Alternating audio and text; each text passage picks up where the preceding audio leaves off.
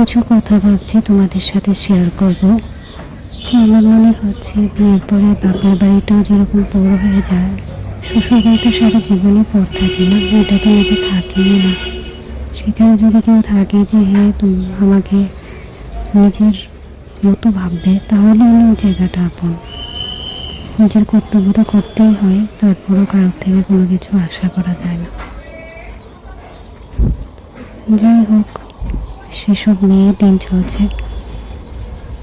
এখানেও যেরকম কেউ আপন না ফিল হয়, সেখানে সেরকমই সেম। মনের কথা বলার জন্য না কোনো বন্ধু বান্ধব আছে, না কোনো রিলেটিভ, কেউ যেন শুনতে চায় না আজকাল। নিজের মনের কথাগুলো নিজের ভেতরেই থেকে যায়। যাই হোক, এইভাবে হয়তো দিন চলবে।